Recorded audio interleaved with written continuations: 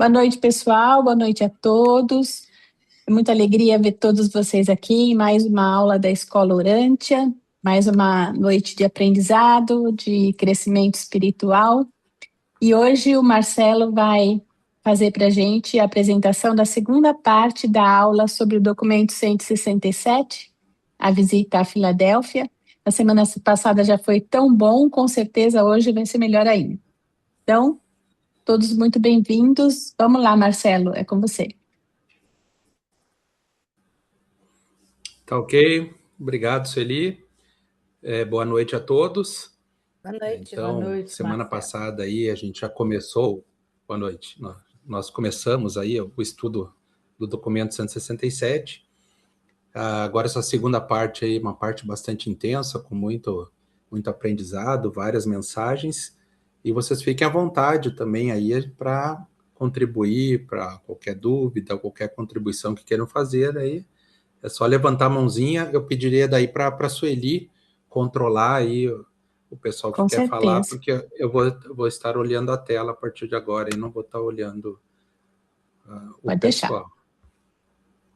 Vou colocar aqui a apresentação.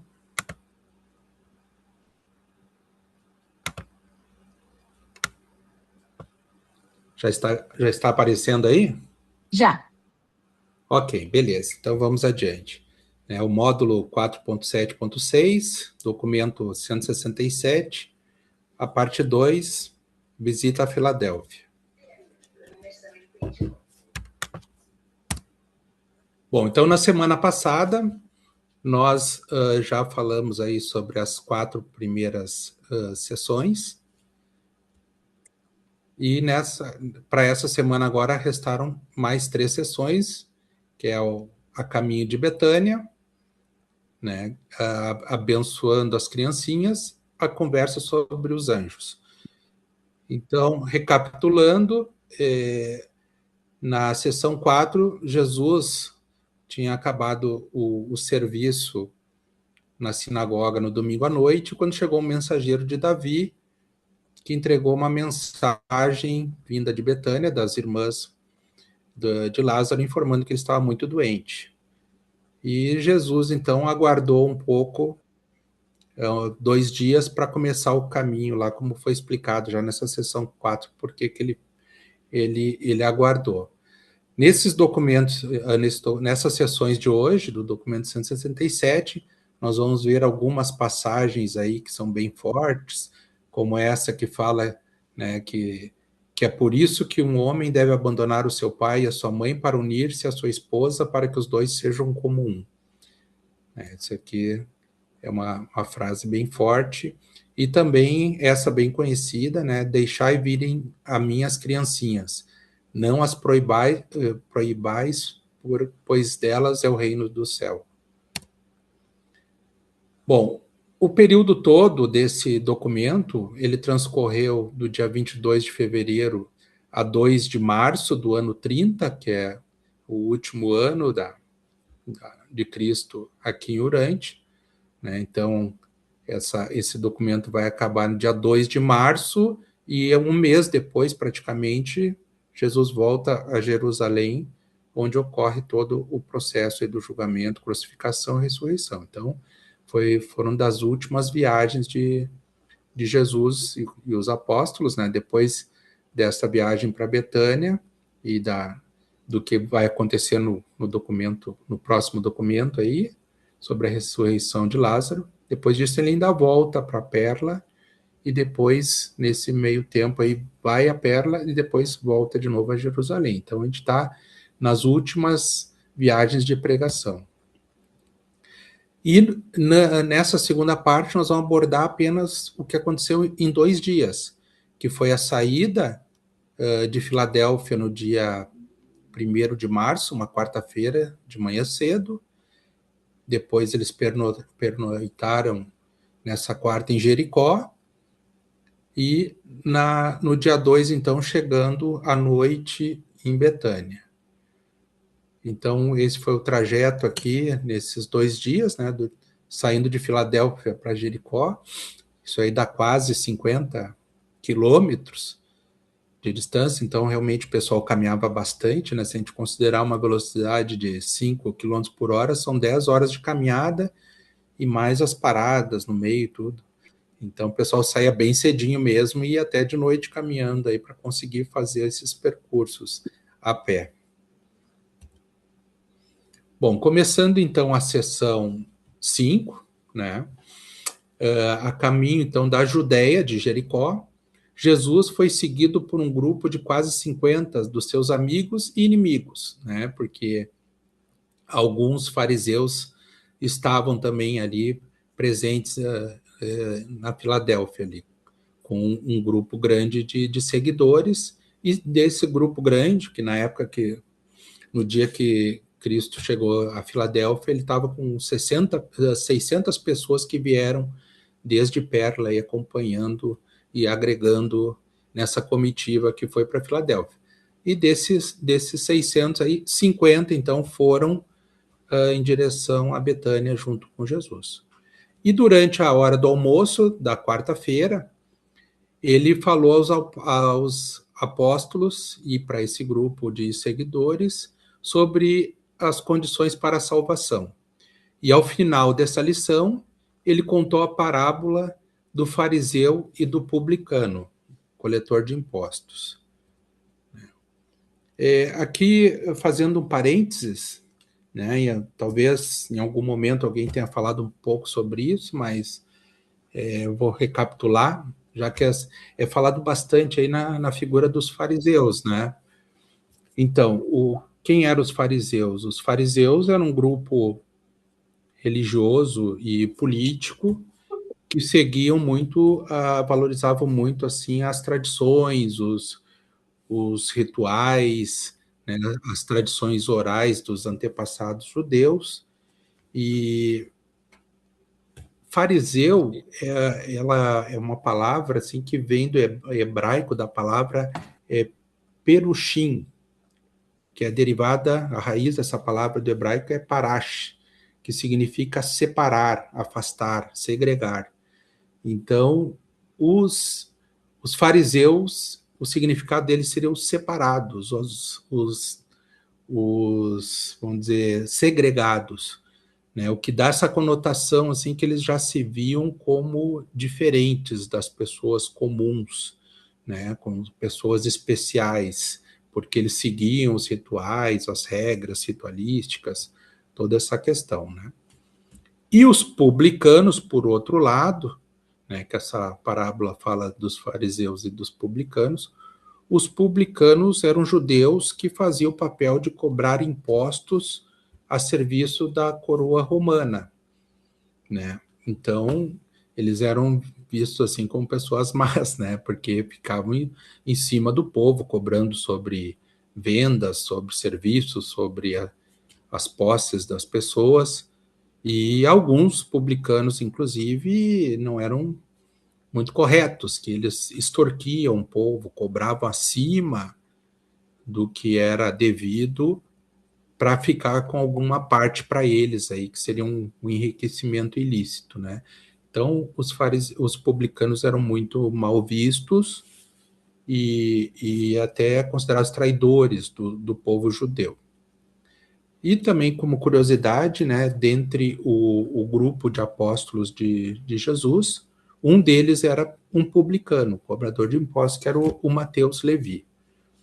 Tá? Então, vamos seguir aqui adiante, fechar o parêntese e ir para essa parábola. Então, Jesus falou o seguinte: vê depois o Pai dá a salvação aos filhos dos homens, e essa salvação é uma dádiva de graça a todos que têm fé para receber a filiação à família divina. Não há que o homem possa fazer para ganhar essa salvação. As obras presunçosas não podem comprar o favorecimento de Deus.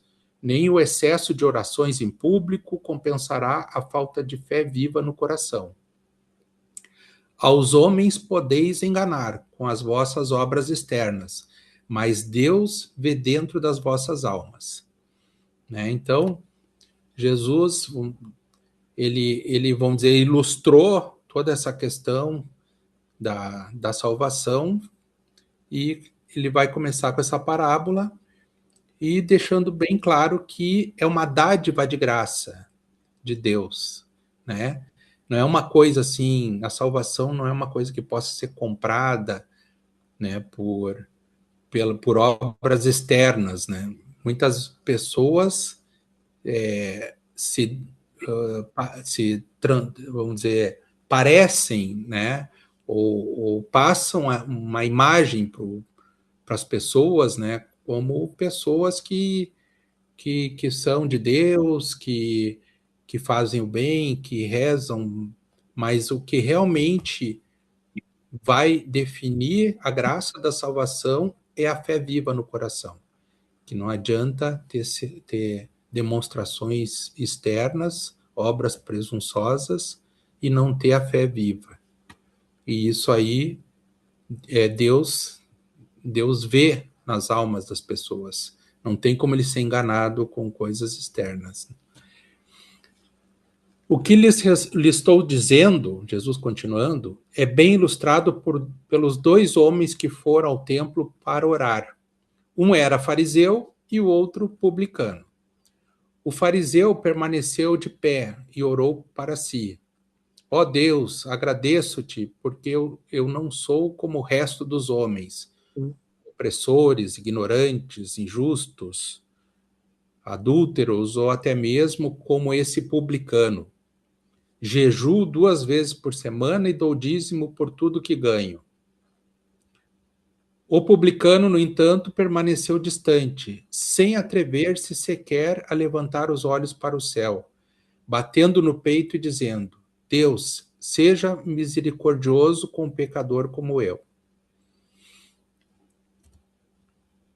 E eu vos digo que o publicano foi para a sua casa com a aprovação de Deus, ao contrário do fariseu, pois aquele que se exalta será humilhado, mas aquele que se humilha a si próprio será exaltado.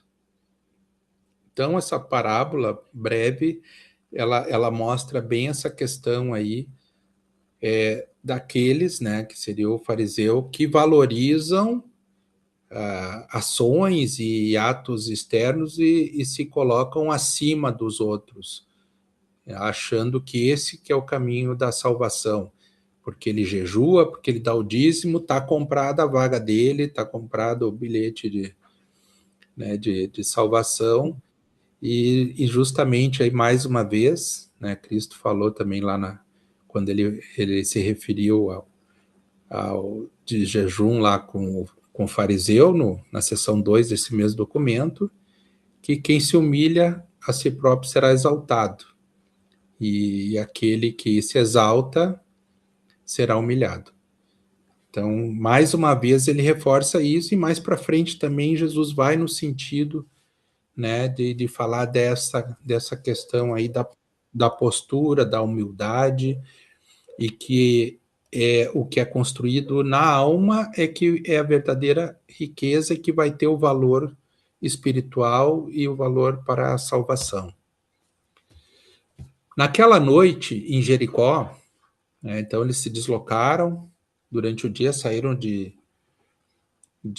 Filadélfia e chegaram à noite em Jericó. Os fariseus hostis arranjaram uma armadilha para pegar o mestre, tentando levá-lo a discutir sobre o matrimônio e o divórcio, como já haviam feito certa vez na Galileia. Mas Jesus habilmente desviou-se daquela tentativa de colocá-lo em conflito com as leis deles a respeito do divórcio. Assim como o publicano e o fariseu ilustraram a boa e a má religião, as suas práticas de divórcio serviram como contraste entre as melhores leis matrimoniais do Código Judeu e o relaxamento vergonhoso das interpretações farisaicas desses estatutos mosaicos para o divórcio. Então, aqueles fariseus hostis que queriam sempre que Jesus, sempre colocar uma casca de banana para Jesus escorregar, para ver se eles tinham como acusá-lo de alguma coisa, pediram para ele falar do matrimônio e do divórcio. Jesus tinha discordâncias em relação a, aos desvios que os fariseus fizeram na interpretação da lei, né? E que fez com que, vamos dizer assim, desprestigiasse a figura do matrimônio, né? E facilitasse o divórcio. Mas Jesus habilmente conseguiu ressaltar, então, dentro da própria lei judaica, né, vamos dizer assim, o valor do matrimônio e também falar aí dessas interpretações erradas, sem que ele fosse contra as leis, para não cair nessa armadilha. O fariseu julgava-se pelos padrões menos elevados. O publicano enquadrava-se no ideal mais elevado. A devoção para o fariseu era um meio de induzir a inatividade pretensiosa e a certeza de uma segurança espiritual falsa. A devoção para o publicano era um meio de despertar a sua alma para a compreensão e para as necessidades de arrependimento, confissão e aceitação, pela fé, do perdão misericordioso. O fariseu buscava justiça, o publicano buscava misericórdia. A lei do universo é: pedi e recebereis, buscai e encontrareis. Então, aqui deixa claro essas duas formas, né, de buscar, então, a evolução espiritual, a salvação, né, que para o fariseu, o jeito dele fazer as coisas seguindo regras e fazendo algumas ações e rituais e dízimo e tudo, era um meio de induzir a inatividade pretensiosa. Ou seja, ele acreditava que essas ações e cumprindo essas regras, ele tinha certeza da segurança espiritual, mas isso era falso. Né? Porque o que vale, né, segundo ali a devoção aí para o publicano, vamos dizer, é o arrependimento, a confissão e a aceitação pela fé do perdão misericordioso, né? Dentro de uma ideia, dessa ideia da humildade, de que somos falhos, de que somos pecadores, e ter essa fé, o arrependimento, a vontade de reconhecer os seus erros, né? E a vontade, então, de melhorar e de ter esse perdão de Deus. Né? Então, esse aí é a devoção pela fé. Embora Jesus tenha recusado a se deixar arrastar pela controvérsia com os fariseus a respeito do divórcio, proclamou um ensinamento positivo dos ideais mais elevados a respeito do matrimônio. Exaltou o matrimônio como a mais elevada e ideal de todas as relações humanas. Do mesmo modo, ele insinuou uma forte desaprovações das práticas lassas e injustas do divórcio entre os judeus de Jerusalém, que naquela época permitiam ao homem divorciar-se da sua esposa pelas razões mais insignificantes, tais como ser ela uma má cozinheira, uma dona de casa ineficiente, ou então por nenhuma razão mais relevante do que ele ter enamorado-se de uma mulher mais bonita. Então, Jesus valorizou e elevou o sentido do matrimônio, exaltou o matrimônio, né, como a mais elevada e ideal de todas as relações humanas, e desaprovou, sem falar em leis, né, sem querer instituir um mandamento, mas ele deixou claro a desaprovação dele de como as práticas estavam injustas, né, facilitando o divórcio por motivos mais insignificantes. E os fariseus haviam chegado ao extremo de ensinar que esse tipo fácil de divórcio seria uma dispensação especial concedida ao povo judeu, particularmente aos fariseus. Quer dizer, eles advogavam em causa própria, né? Abriam concessões, facilidades, para justamente aliviar qualquer questão aí que possa ser um erro, né? Uma coisa errada, mal feita. Né? Então, eles se autoconcediam essas,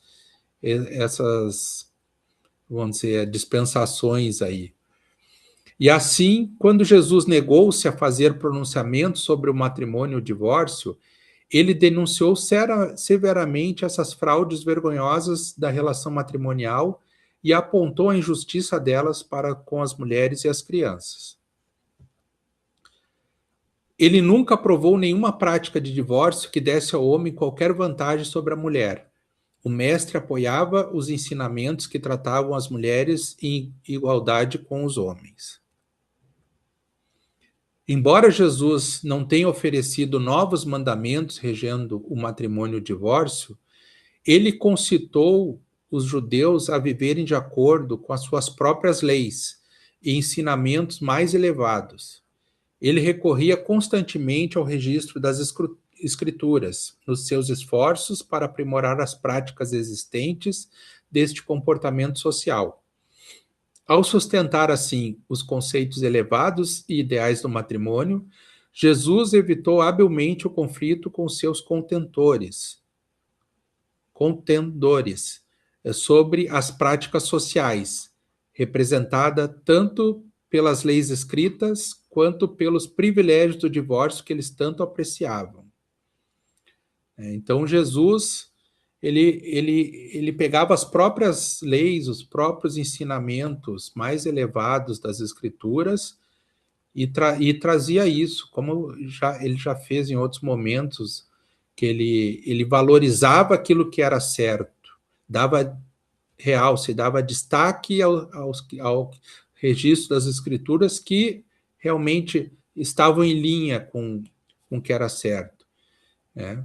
Mas, de qualquer forma, ele deixou claro que essas práticas, né, vamos dizer, sem gerar um conflito, ele deixou claro que essas práticas e privilégios que os fariseus apreciavam, que davam condições deles fazerem o divórcio da maneira que queriam, tudo, que eram brechas nas escrituras, e Jesus deixou claro que ele não era a favor disso, que isso aí era contra, prejudicava as mulheres, as crianças, que geralmente ficavam abandonadas, ficavam em segundo plano, né? Então, Jesus sempre lutava pela igualdade, para que a mulher e as famílias não fossem prejudicadas. Foi muito difícil aos apóstolos compreenderem a relutância do mestre em fazer pronunciamentos afirmativos sobre questões científicas, sociais, econômicas e políticas. Eles não entendiam que a sua missão terrena estava ligada exclusivamente a revelações de verdades espirituais e religiosas. Né? Os apóstolos muitas vezes queriam que Jesus se pronunciasse criando novas regras, novos posicionamentos em relação às práticas sociais, às questões políticas, né? Que isso aí tinha muita gente que acreditava que Jesus ia ser um libertador do povo judeu em relação a Roma, sobre questões econômicas, né? A questão de dinheiro, de riqueza. E Jesus, ele não entrava muito nesses aspectos, ele através das escrituras, ele sempre puxava para a questão mais espiritual e religiosa, elevando as práticas sociais, tudo, mas sem determinar regras e novas determinações assim de como as pessoas deveriam ser, ou como a sociedade deveria estar, coisas do tipo assim. Depois de Jesus haver falado sobre o matrimônio e o divórcio, mais tarde naquela noite, os apóstolos fizeram outras perguntas, mas em particular, e as respostas a essas indagações aliviaram as suas mentes quanto a conceitos equivocados. Quando da conclusão dessa conversa, Jesus disse: o matrimônio é honorável e deve ser desejado por todos os homens. O fato de que o filho do homem procure ater-se apenas à sua missão terrena não deve, de nenhum modo, refletir-se na convivência do matrimônio. Então, talvez uma das confusões que os apóstolos tinham é que Jesus não era casado, né? Jesus não tinha uma família. E talvez eles tivessem algumas indagações, porque eles tinham famílias, tinham mulheres, e isso dividia, né, as atenções deles em relação à missão do reino e as suas responsabilidades familiares. Né? E Jesus falou que o fato de ele não ter estabelecido um matrimônio, né, e a ter simplesmente a missão terrena, não tinha que se refletir nessa questão do matrimônio ser conveniente ou não para quem fosse pregador. Né? Lá atrás, antes de Jesus vir para sua auto-outorga, na conversa com Emanuel já ficou claro, né, essa regra que Jesus não constituiria matrimônio nem descendência na vinda dele para o planeta de Urântia. E, de qualquer forma, Jesus acabou tendo essa experiência, pelo menos assim, relativa, né, em relação à questão de filhos, porque ele foi o primogênito e na ausência de José, que faleceu quando ele tinha 15 anos, Jesus foi o pai dos seus irmãos, né? Alguns, como a Ruth, nem haviam nascido quando José morreu. Então, ele era um irmão pai e teve essa vivência, mesmo sem ter matrimônio, de criar filhos indiretamente.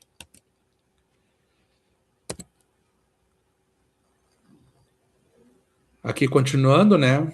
Que Jesus estava falando, então, que o fato de ele não ter casado e ter apenas se dedicado à sua missão terrena não deve de nenhum modo refletir-se na conveniência do matrimônio, que eu deva continuar a minha obra assim é a vontade do Pai. Mas esse mesmo Pai ordenou a criação do ser masculino e do ser feminino. E o desejo divino é de que todos os homens e mulheres devam buscar servir da forma mais elevada, na consequente alegria do estabelecimento de lares para receber os filhos e educá-los. E nessa criação, os pais tornam-se coparticipantes com os criadores do céu e da terra. Né? Porque a criação, né, de novos seres que vão evoluir, que vão, né, ter toda a carreira de evolução e buscando a Deus, ela começa com o nascimento de filhos, de crianças dos seres humanos, que começa com as famílias, né, com seres carnais. Então, dessa forma, os pais eles são coparticipantes, eles fazem a matéria-prima básica que depois vai receber, né, o ajustador de pensamento, e vai começar o processo de formação da alma para a sequência da sua evolução. Então, ele conclui dizendo: e é por isso que um homem deve abandonar o seu pai e a sua mãe para unir-se à sua esposa, para que os dois sejam como um. E desse modo, Jesus libertou as mentes dos apóstolos de muitas preocupações relacionadas ao matrimônio e esclareceu vários mal-entendidos sobre o divórcio. Ao mesmo tempo, contribuiu bastante no sentido de elevar os ideais junto a eles, da união social e da intensificação do respeito pelas mulheres, as crianças e o lar.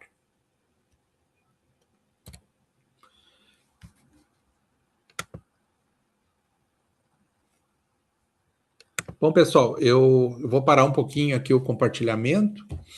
Eu acho assim que é um capítulo bastante intenso, né? Que fala de assuntos bem importantes, como a salvação, como a questão do matrimônio. E eu queria aí disponibilizar se alguém quiser fazer algum comentário, porque no meio ali eu já fui comentando bastante coisa, já fui dando algumas opiniões sobre a minha visão, né, da leitura, mas se alguém quiser contribuir, pode ficar à vontade.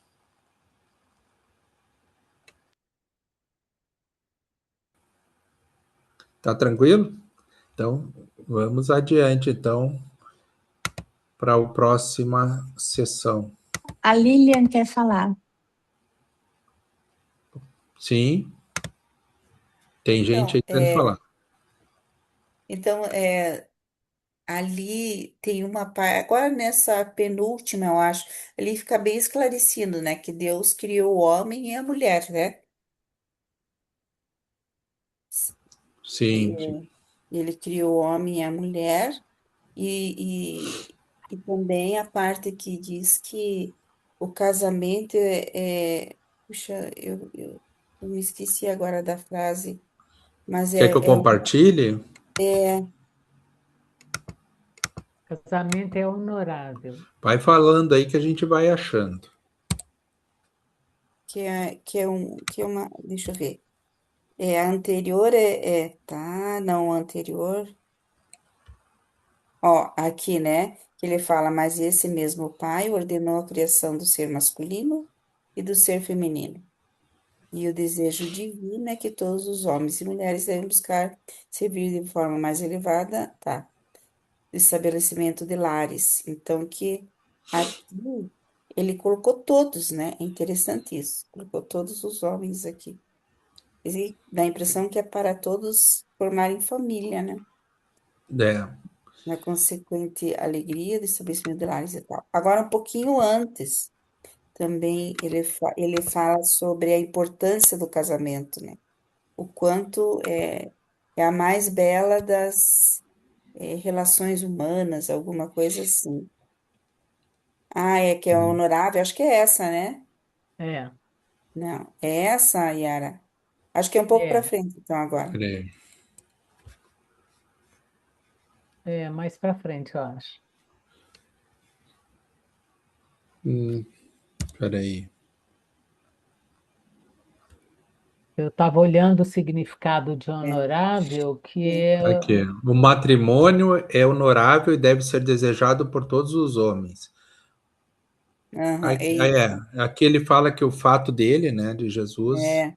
não, Não, mas não, é uma outra parte ainda que fala eu acho que é é, mais no início. Peraí. um pouco antes. Acho.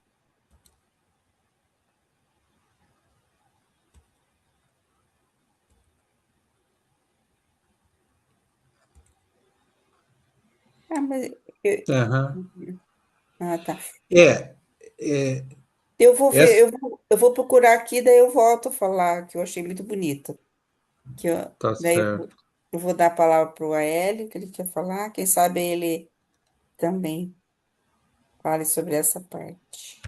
Aqui que tá, ó. Exaltou o matrimônio como a mais elevada ideal de todas as relações humanas. Isso, nossa, a mais elevada e ideal, né? Eu achei isso assim muito enfático, a mais elevada, né? Uhum, E então e a importância do matrimônio, eu achei muito bonito. Obrigada. tá certo. É o Aélio o próximo? Acho que é. É o Aélio. Boa noite a todos. Eu não vou pedir para mostrar nenhum texto, eu vou por assunto. Você começou falando de salvação, e esse conceito de salvação já gerou muito debate no movimento urantiano, porque a crença dos cristãos é que Jesus veio na Terra para purgar o pecado da humanidade em função da falta adâmica. E a salvação tem a ver, tem a ver com conquistar o céu e receber o direito de continuar a existência.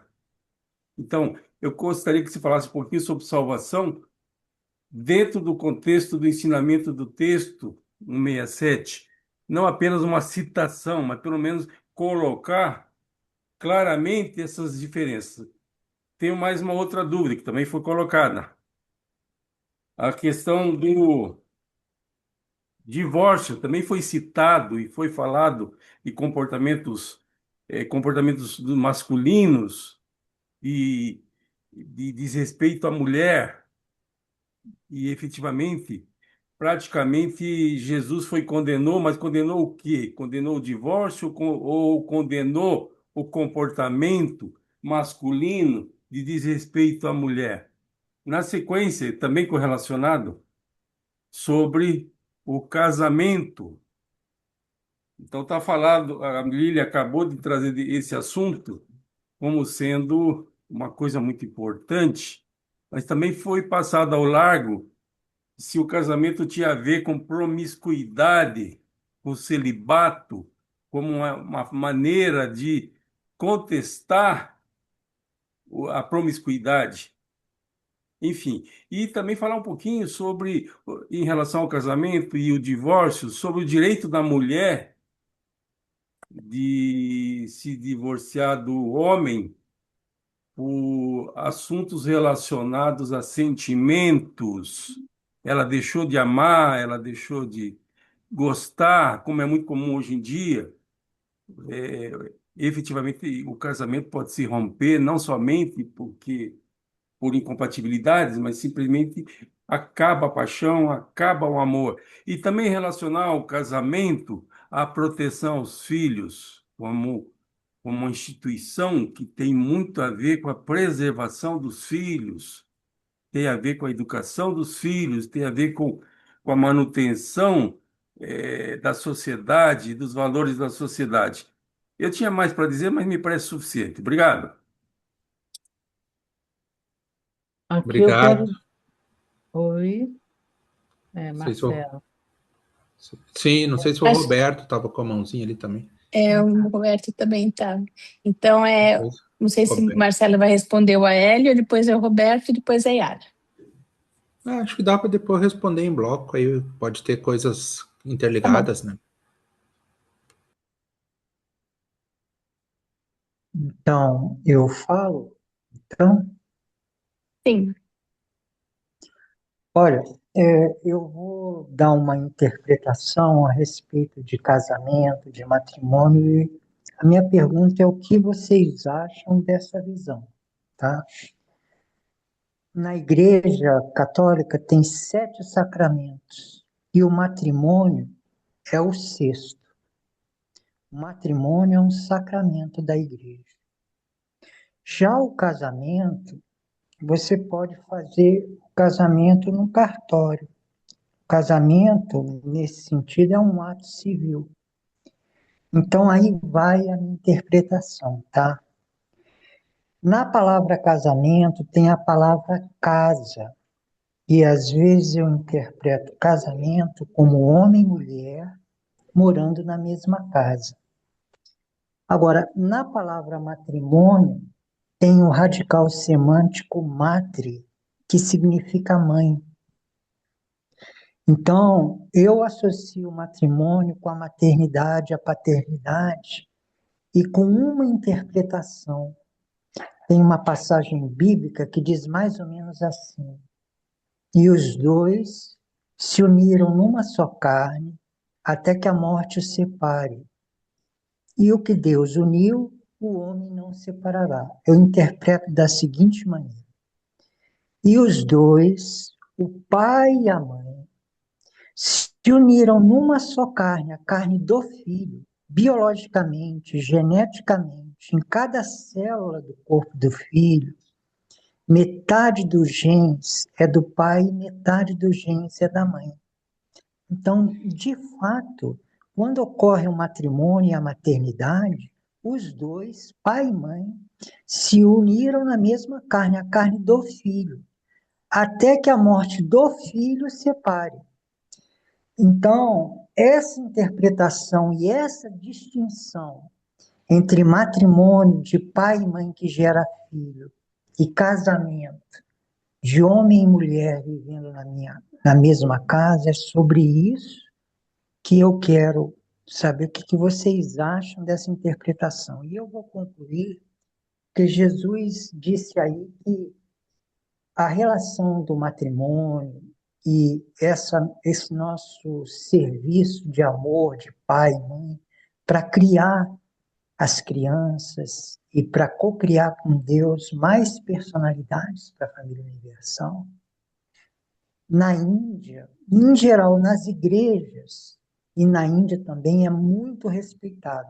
Então, há uma frase do indiano, eu participei um tempo como devoto de Krishna, e eles dizem assim, ó,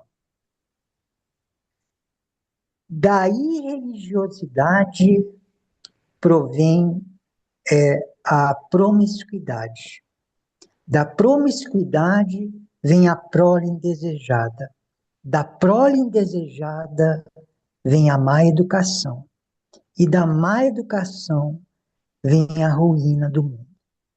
Ou seja, o contrário também, se houverem famílias com pai e mãe que se amam e criando os filhos, eu acho que a gente recupera a base da sociedade, que é a instituição da família.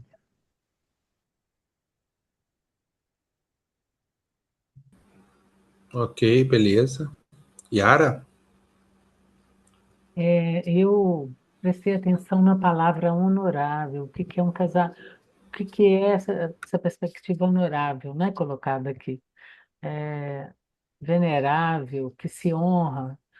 Eu realmente entendo o casamento quando ele acontece em bases que não são apenas éticas e mentais, mas que são mais abrangentes, como algo assim que se honra e que se pode honrar e que é maravilhoso honrar, né, um casamento. Mas aqui a gente tem uma perspectiva para olhar, porque Jesus não disse que condena o divórcio. Ele só desencorajou, e isso já é muito, né, os divórcios que eram buscados por situações insignificantes, pequenas, né? Agora, se a gente pegar numa dimensão, assim, procurando analisar um pouco a questão que a Sueli traz aqui no chat, que é uma ponderação.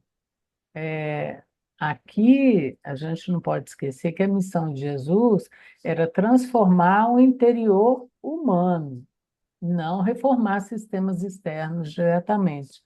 Então, olhando da perspectiva do ser humano, do homem e da mulher que se encontram e que por amor se unem, é, eu acho que é uma honra constituir uma família, receber os filhos, educá-los. Eu acho, para mim, eu acredito como princípio que isso é o que mais é elevado e espiritual em relacionamentos aqui na Terra. Porém, as pessoas mudam, como está aqui dizendo, né? As pessoas mudam. E essas mudanças, não as mudanças que a gente vê por aí, mas eu estou falando aqui de uma transformação espiritual que acontece com cada pessoa durante as nossas vidas. Então, eu acho muito delicado formar algum juízo, fazer algum julgamento sobre a validação ou não de divórcios, porque a gente não sabe o que que isso pode ter de significado na vida das pessoas. Mas, para mim, independente de haver divórcio ou não num casamento, o que eu sempre vejo como um valor é de se cuidar da.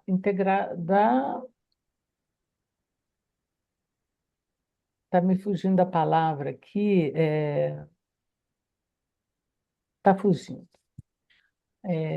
O significado para mim da família, ele é maior no sentido de preservar o olhar, Integralidade. o cuidado, hein?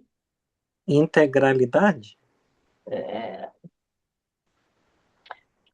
É algo que está me fugindo, sabe? Assim, mas é uma palavra que seria muito importante eu lembrar, se eu lembrar, eu falo.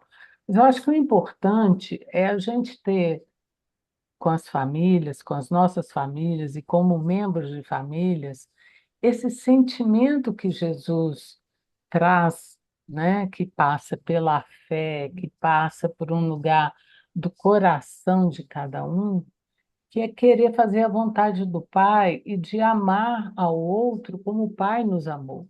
Então, esse querer bem, esse sentimento que vai querer, que aquele que um dia foi um marido ou uma esposa possa ter assim um sentimento bom em relação ao outro, isso para mim é um princípio. Isso para mim é um ideal, né? Porque dessa forma a boa educação ela considera que todos possam se sentir bem, se sentir acolhidos na família que formaram e se sentirem em paz, né? Então, assim, se a gente pensar que um divórcio possa acontecer nessas bases, Jesus jamais condenaria. E sim por uma questão de uma incompatibilidade, de uma transformação espiritual que não é coerente no sentido de uma relação onde há um crescimento mútuo, uma reciprocidade. Então, isso sim, na minha compreensão e nos meus valores, pode inviabilizar um casamento e validar um divórcio, né? É o que eu penso. Não sei se eu fui prolixa, porque às vezes eu sou prolixa e extensa, mas eu acredito no amor e acho uma pena quando questões espirituais falam mais forte. Ok, pessoal. Uma coisa interessante, né? O livro de Urântia já não é pequeno. Tem mais de 2.000 páginas. E às vezes a gente pega um trechinho, né, um pedacinho da caminhada de Cristo, que foi um dia que ele saiu de Filadélfia e foi até Jericó, e já dá todo esse pano para manga, né? Porque as perguntas e as posições colocadas aí são muito profundas, né? A questão da salvação, quem não quer ter uma visão clara do que é a salvação, qual o caminho para a salvação, onde é que eu estou nesse processo? Né? Muitas vezes o pessoal fica querendo adivinhar o ponto de corte, né?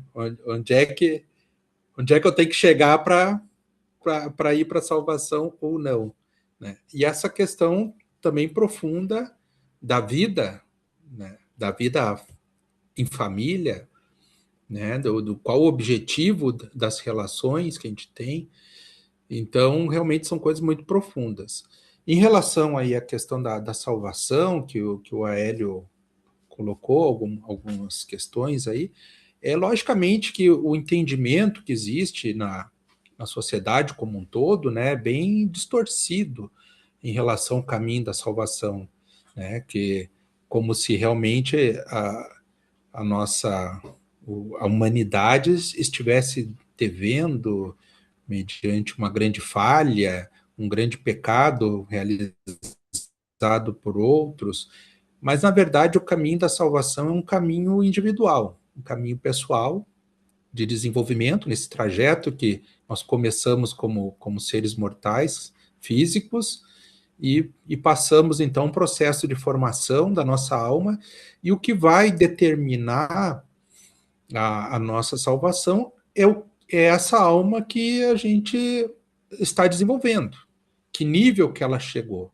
né? O nível de evolução que vai determinar se nós vamos ter alguma chance de salvação, vamos ficar esperando na fila um tempo aí para um julgamento, uma dispensação, ou vamos estar num nível de desenvolvimento da nossa alma que ao terceiro dia nós vamos ressuscitar no primeiro mundo das mansões, né? É esse desenvolvimento da alma é que vai determinar essa salvação.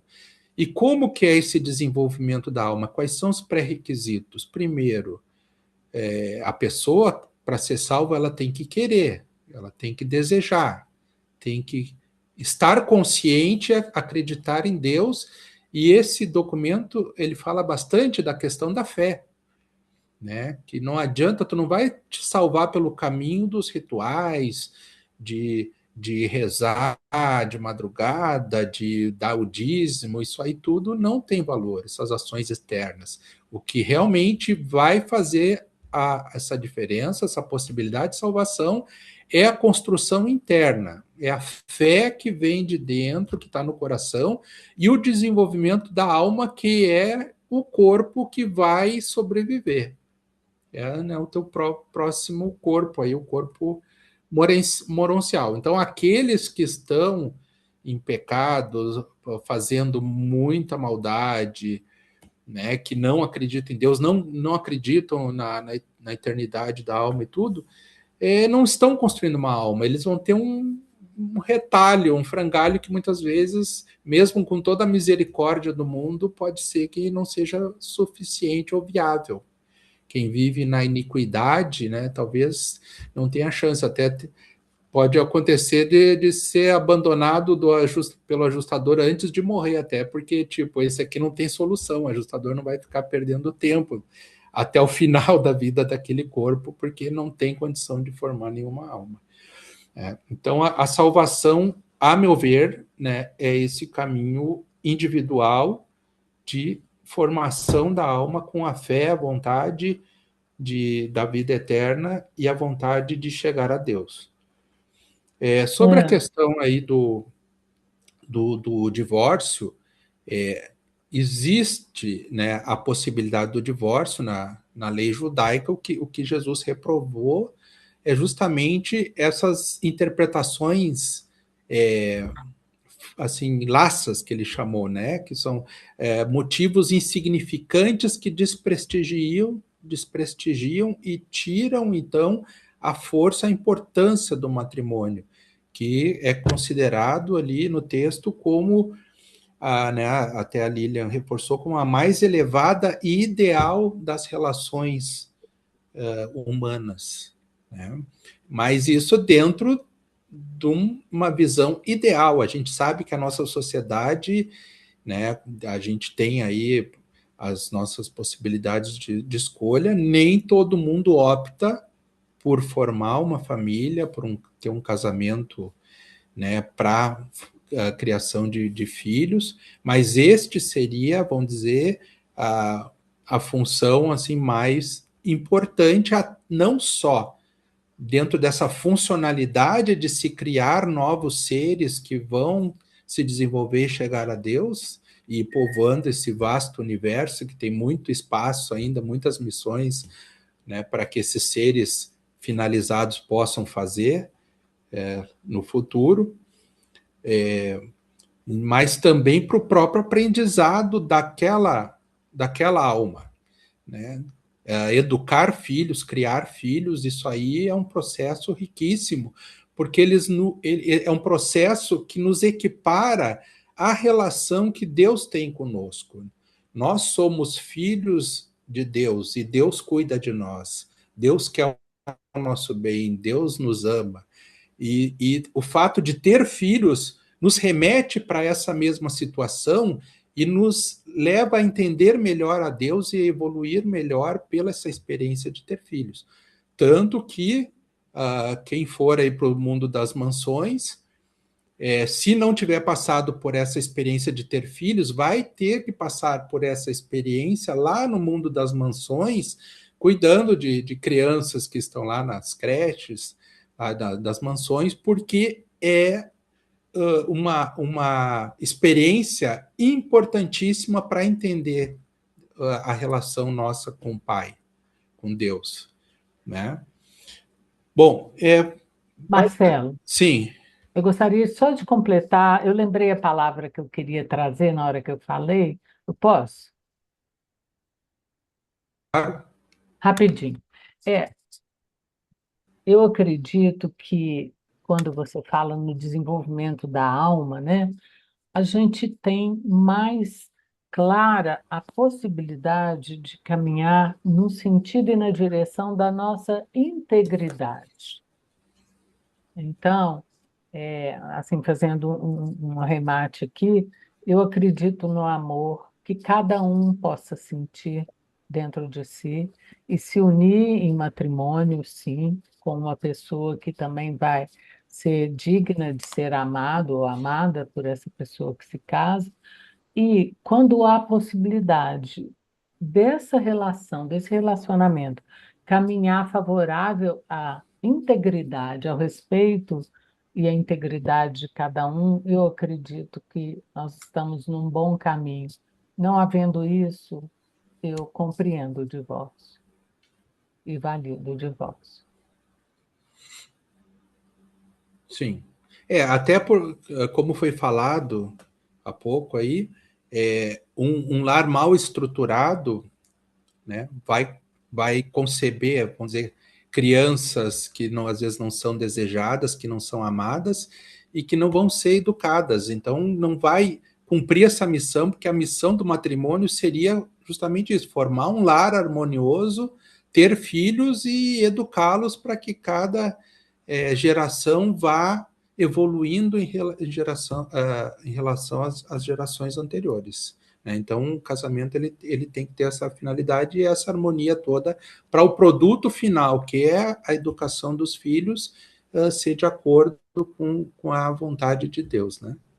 Só eu vou E ter eu que seguir. gostei, só isso, eu gostei quando você falou que isso pode ser continuado, né? Quando não é possível numa experiência, pode haver uma continuidade com outras pessoas, outros relacionamentos, e seguir nessa linha, né? Que não é mental, ela é pela fé, pelo coração. Obrigada, Marcelo. Que agradeço. O Aélio queria falar mais uma coisinha, mas daí depois do Aélio vamos continuar aí, senão não vamos cumprir o cronograma. Aélio? Agradeço, Marcelo, e vou ser breve. Na verdade, eu quis fazer uma provocação quando eu falei de casamento, do assunto casamento, matrimônio, etc. Por quê? Porque no século XII a Igreja Católica proibiu que o clero casasse, tanto feminino quanto masculino. E isso me parece uma decisão contrária ao ensinamento de Jesus. Então, os padres não podem casar, as freiras também não, e aí criou, desde então, a situação de alguém fazer apologia contra o matrimônio. Então, eu quero só deixar registrado, e eu vou voltar a esse assunto lá no meu grupo amanhã, mas aqui, só para deixar registrado, foi esse o aspecto que eu quis dizer. E outra coisa, a gente é senso comum que você insistir no mesmo assunto é chover no molhado. E o que significa chover no molhado? Inundação. Por que Jesus trouxe esse assunto, o casamento? As pessoas eram contra o casamento, os apóstolos eram contra o casamento, enfim, os discípulos eram contra o casamento. Nós sabemos que entre os apóstolos existiam casados, mas era minoria. E aí você fica pensando, por que Jesus fez essa exortação? Qual era a alternativa ao casamento para homem saudável e idade adulta? Eu não vou insistir, tem mais coisa para colocar aí, apenas para registro. Tem que se apartar dos pais e se juntar ao cônjuge e formar uma única carne. Isso precisaria de alguma ressalva, porque entre os judeus, os pais não podiam ficar entregues sem a própria sorte. Uma coisa é deixar a família para formar uma nova família, a outra é abandonar a família de origem. Mas, enfim, não vou estender demasiado, apenas para registro. Obrigado. Tá ok, obrigado. Só esclarecendo que não foi Jesus que puxou o assunto, né? Foram os fariseus na tentativa de botar uma casca de banana para Jesus aí se contradizer ou falar alguma coisa contra as leis, e ele conseguiu habilmente falar do assunto, valorizando o matrimônio como estava nas escrituras, protegendo até essa visão aí das mulheres, das crianças, que muitas vezes os fariseus, inclusive, puxavam para si a possibilidade de ter divórcio por razões muito insignificantes. Tá? Então, eles tentaram fazer uma armadilha e Jesus exortou e valorizou toda essa questão aí. Mas eu vou compartilhar a tela, então vamos para a próxima sessão, e aí vou ser meio rapidinho. Estão enxergando? Acredito que sim, né? Ainda não. Agora sim. Tá. Então, a sessão número 6 do documento 167 é abençoando as criancinhas. Bom, essa mensagem de Jesus sobre o matrimônio e a bênção que as crianças representam, né, dentro do matrimônio, a importância, espalhou-se por toda Jericó. E de modo tal que na manhã seguinte, muito cedo, antes de Jesus e os apóstolos se verem preparados para sair, antes mesmo da hora do desjejum, dezenas de mães foram até onde Jesus estava alojado, e com as crianças nos braços, ou conduzindo-as pelas mãos, desejando que ele abençoasse os pequeninos. Né? Então, aquela mensagem de Jesus sobre o matrimônio se espalhou por Jericó, e as mães se reuniram bem cedinho para ir lá. E quando os apóstolos saíram lá do alojamento e presenciaram essa reunião de mães e filhos, tentaram mandá-las embora. Mas essas mulheres negaram-se a sair dali até que o mestre impusesse as suas mãos sobre as crianças, abençoando-as. Quando os apóstolos repreenderam essas mães, Jesus, ouvindo o tumulto, saiu e com indignação reprovou-os, dizendo: deixai virem a mim as criancinhas, não as proibais, pois delas é o reino do céu. Em verdade, eu vos digo, aquele que não receber o reino de Deus como uma criança pequena, dificilmente irá entrar nele, para crescer até alcançar a estatura plena da maturidade espiritual.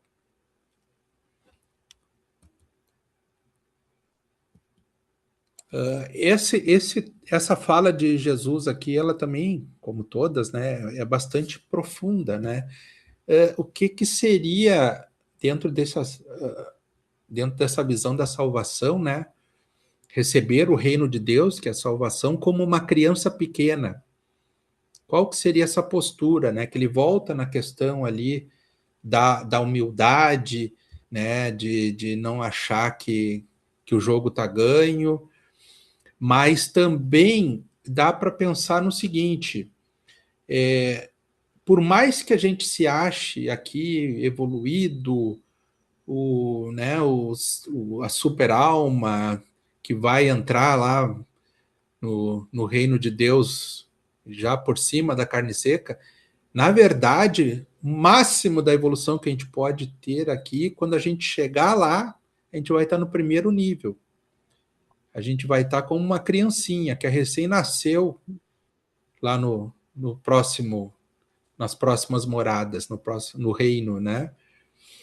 Então, esse entendimento, essa postura que a gente tem que ter, né?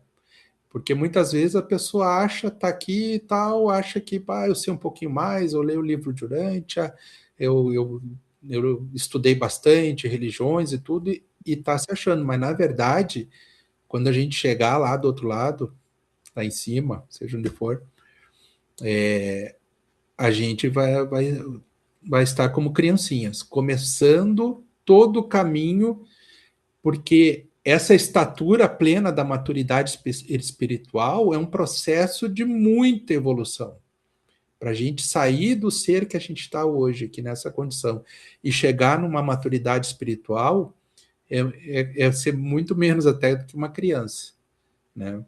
Então, é esse entendimento que a gente tem que ter, essa humildade de que tem muita coisa pela frente para a gente chegar aí perto da maturidade espiritual. E quando o mestre terminou de falar aos seus apóstolos, recebeu todas as crianças, fazendo a imposição de suas mãos sobre elas, enquanto dizia palavras de coragem e de esperança às suas mães. Com frequência, Jesus falou sobre as mansões celestes aos seus apóstolos e ensinou-lhes que os filhos de Deus que progridem deverão, nas mansões celestes, crescer espiritualmente como as crianças crescem fisicamente neste mundo. E assim, as coisas sagradas muitas vezes parecem ser coisas comuns. E, pois, neste dia, aquelas crianças e as suas mães não se deram conta de que as inteligências de Nébadon contemplavam as crianças de Jericó brincando com o Criador de um universo. Né? Então, as mães não tinham noção, né, de realmente quem que era Cristo que estava ali com as crianças, com elas, abençoando, conversando. Né? Uma coisa assim maravilhosa nessa experiência. E é justamente essa parte inicial que fala, né, que quando a gente for para as mansões celestes e crescer, seriam como o crescimento das crianças dentro desse mundo, que vão caminhar em sentido da maturidade, e é o nosso crescimento. Nós todos seremos crianças do ponto de vista espiritual quando chegarmos nas mansões celestes. A condição da mulher na Palestina foi melhorada em muito pelos ensinamentos de Jesus. E assim teria sido em todo o mundo, se os seus seguidores não se houvessem afastado tanto daquilo que o Mestre tão cuidadosamente ensinara. Jesus sempre, né, colocou a mulher como tendo igualdade com os homens, direitos. Ele ensinou as próprias irmãs a estudar, que naquela época as mulheres não frequentavam, né, os estudos como os meninos, né? Então, Jesus tem essa visão de igualdade, né? Que os seres todos são seres iguais, que vão desenvolver a sua alma e vão avançar na evolução. E, infelizmente, essa posição de Jesus perdeu força, né? Porque conduziram depois os ensinamentos dele para outros lados, o que foi um certo atraso, porque se continuasse esses ensinamentos, as posturas de Jesus e os próprios seguidores praticando esses ensinamentos, a evolução da condição da mulher teria evoluído mais rápido e em todo o mundo. E foi também em Jericó, a propósito da discussão sobre a educação religiosa antecipada das crianças nos hábitos da adoração divina, que Jesus inculcou nos seus apóstolos o grande valor da beleza como uma influência que conduz ao anseio de adorar, especialmente nas crianças. Por meio de seus preceitos e do seu exemplo, o Mestre ensinou o valor da adoração ao Criador em meio aos ambientes naturais da criação. Né? Principalmente para a criança, era muito melhor, mais produtivo a criança aprender sobre a espiritualidade, sobre os valores, num ambiente assim menos frio, mais belo, mais aconchegante, que muitas vezes poderia ser o ambiente natural, inclusive. Né? Jesus preferia comungar com o Pai Celeste entre as árvores e junto às criaturas simples do mundo natural. E regozijava-se em contemplar o Pai por intermédio do espetáculo inspirador dos reinos estrelados dos filhos criadores. Então, esse ambiente aí das estrelas ou da natureza em meio aos seres simples, né? Jesus apreciava tudo isso e comungava com o Pai nesses meios. Não era dentro de um templo, de uma sinagoga, de uma sala de estudo, e sim, né, nesses lugares onde a beleza natural e essa conexão aí com as coisas simples e naturais e belas do universo. Quando não fosse possível adorar a Deus junto aos tabernáculos da natureza, os homens deveriam dar o melhor de si para prover as casas com a beleza, com santuários de simplicidade atraente e de beleza artística, de modo que as mais elevadas emoções humanas pudessem ser despertadas em uma estreita associação com a abordagem intelectual da comunhão espiritual com Deus. A verdade, a beleza e a santidade são ajudas poderosas e eficazes para a verdadeira adoração. No entanto, a comunhão espiritual não é favorecida apenas por meio de adornos abundantes, de uma decoração feita com a arte excessivamente aprimorada e ostentatória do homem.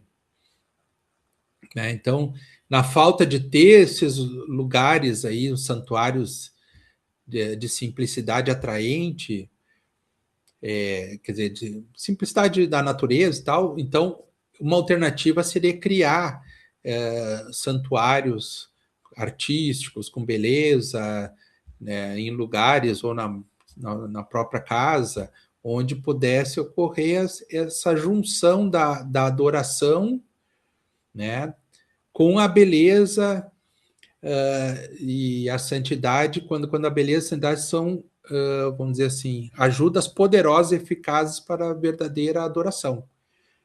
Né? Então, a verdadeira adoração, ela é favorecida quando tu está ou no ambiente de beleza, belo, natureza, ou até numa decoração assim criada, mas que também não essa comunhão espiritual não vai ser favorecida se exagerar, né? Fazer um negócio muito ostensivo, né? De muita, vamos dizer, carregado de coisas, de brilhos, de ouros, de tudo. Não é isso que vai fazer diferença em termos da comunhão espiritual e do nível aí da adoração. A beleza é mais religiosa quando é mais simples e natural. É uma pena que as crianças devam ter o seu primeiro contato com os conceitos da adoração pública em salas frias e estéreis, tão desprovidas dos atrativos da beleza e tão vazias de sugestões estimuladoras de uma santidade inspiradora. Então, muitas vezes, esse início aí do ensinamento espiritual era feito em salas frias, sem beleza, né? Longe vamos dizer, das coisas simples e belas da natureza. Então, aí está enfocando bem que a forma de fazer a adoração e o ensinamento espiritual deveria ser de uma forma mais aprazível, de um lugar mais agradável. Né? A criança deveria ser iniciada na adoração junto às paisagens da natureza, para mais tarde acompanhar seus pais a casas públicas de reunião religiosa, que fossem ao menos tão atraentes materialmente e belas artisticamente quanto as casas nas quais elas convivem todo dia. Então, deveria primeiro começar junto às paisagens, à natureza, depois acompanhar os pais, e esses locais, essas casas públicas deveriam também ter um cuidado aí de ser belas artisticamente e não serem frias e assim sem a beleza, né? Bom, então na última sessão desse documento é a conversa sobre os anjos. Eles estavam, então, se deslocando de Jericó até Betânia, e o Natanael, o apóstolo Natanael, percorreu a maior parte do caminho ao lado de Jesus. E a conversa que eles tiveram sobre as crianças em relação ao reino do céu, indiretamente os levou a refletir sobre a ministração dos anjos. Então, Natanael, caminhando com Jesus, ele fez a seguinte pergunta: vendo que o sumo sacerdote é saduceu, e considerando que os saduceus não creem em anjos, o que devemos ensinar ao povo a respeito desses ministradores celestes? Então, os fariseus, eles acreditavam em anjos, mas os saduceus não. No caso de um sacerdote saduceu, como então, né, se ele não acredita em anjos, o que eles, como apóstolos, como seguidores de Jesus, deveriam falar a respeito, né, dos anjos? Aí Jesus falou: as ordens angélicas são uma ordem separada de seres criados. São inteiramente diferentes da ordem material das criaturas mortais, e funcionam como um grupo distinto de inteligências no universo. Os anjos não pertencem ao grupo de criaturas chamadas de filhos de Deus nas Escrituras, e também não são os espíritos glorificados de homens mortais que já se encaminharam ao progresso pelas mansões nas alturas. Então, Cristo está, na verdade, falando que os anjos não têm uma conexão, eles não estão na linha de desenvolvimento dos seres da ordem material, nós, das criaturas mortais, né? Os anjos não são mortais que se transformaram em anjos, né? Eles são uma criação em separado, né? Os anjos, eles são criações do Espírito Divino do universo, da ministra divina, né? Toda a ordem de anjos, os anjos do universo local são criados pela ministra divina e os anjos do universo pelo Espírito Divino da Trindade. Então, essa linha de criação são seres gerados por uma personalidade aí ligada ao Espírito Divino. Então, eles não são homens mortais que no processo de evolução em algum momento viram anjos. Os anjos são uma criação direta e não se reproduzem. Eles só são criados, eles não são eles mesmos que geram outros anjos, são as personalidades aí do Espírito Divino. As hostes angélicas têm um parentesco apenas espiritual com a raça humana. Porque à medida que o homem progride na sua jornada até o Pai do Paraíso, num determinado do ser que é análogo ao estado dos anjos, mas o homem mortal nunca se transforma num anjo, né? Mas durante o desenvolvimento espiritual, ele chega ali num estágio parecido com os estágios dos anjos, né? Mas é só parecido aí nesse momento aí de um estágio análogo. Mas o homem mortal, no seu caminho, ele nunca vai virar um anjo. Os anjos nunca morrem, como ocorre com o homem. Os anjos são imortais, a menos que venham a se envolver em pecado, como alguns deles que se envolveram nas fraudes de Lúcifer. Os anjos são servidores espirituais do céu, mas não são todos sábios, nem todos poderosos. No entanto, todos os anjos leais são verdadeiramente puros e santos. Então, os anjos, eles são criados pelo Espírito Divino e eles são imortais. Podem perder a imortalidade se eles forem condenados à morte eterna por algo muito grave que tenham feito, né? Que uma das coisas graves seria a revolução de Lúcifer. Aqueles anjos que aderiram à revolução, eles podem vir a perder a imortalidade, né, perder a vida eterna no final de todo o processo aí de julgamento dos seus atos. Tá? E eles não são de todos sábios, tem coisas que os anjos não sabem explicar, não sabem por que acontece, e também não são todos poderosos. Mas se eles realmente forem leais às suas funções de anjo, eles são verdadeiramente puros e santos. E não lembrais de que eu vos disse anteriormente, que se tivesseis os vossos olhos espirituais ungidos, então veríeis os céus abertos e contemplaríeis os anjos do céu ascendendo e descendo. E por meio da ministração dos anjos, que um mundo pode se manter, e é por meio da ministração dos anjos que um mundo pode se manter em contato com outros mundos. E pois não tenho repetidamente dito a vós que possuo outras ovelhas que não são deste aprisco, né? Então Jesus está afirmando que existem outros mundos, né? Que ele não tem só as ovelhas de Urântia, que ele tem outros mundos, então, onde ele é vamos dizer, o pastor, né, das ovelhas dos outros mundos, e que os anjos fazem essa conexão, essa ligação, né, entre esses outros mundos também, que é um sobe e desce lascado aí, de anjo que vem, anjo que vai, né? Anjo tem alguns anjos têm muita mobilidade, eles são até transportadores de seres, né, os serafins.